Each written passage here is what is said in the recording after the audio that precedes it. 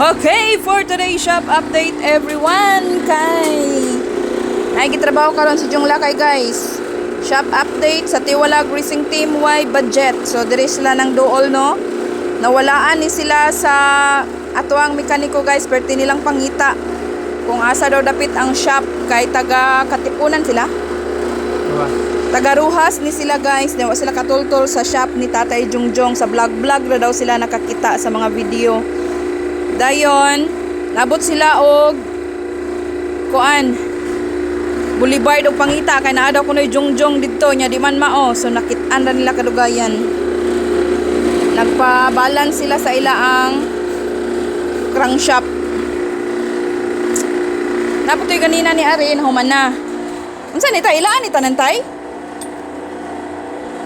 Dagan ay kang pintay. Unsa ani? Isa orang isa dia. Okay, mao ni ang update for today sa ato ang Tiwalag Racing Team Y Budget. Basta dili ka update guys, meaning mingaw ang shop.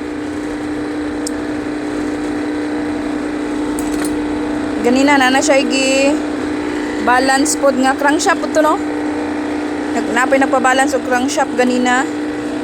Dan wala na ako na video kay busy ang live. So karon kay nahuman naman ko, so ako na siyang na videohan.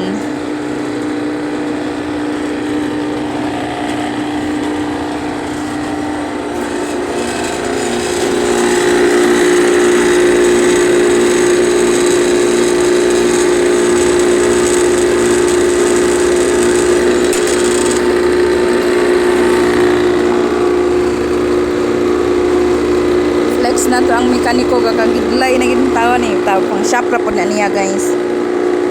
Unang magagidlay na yung uniform pang shop kaya langan magpagwapo siya mag shop. Nana po na ingon nga nagkagisi-gisi ay natural lang mag spotting.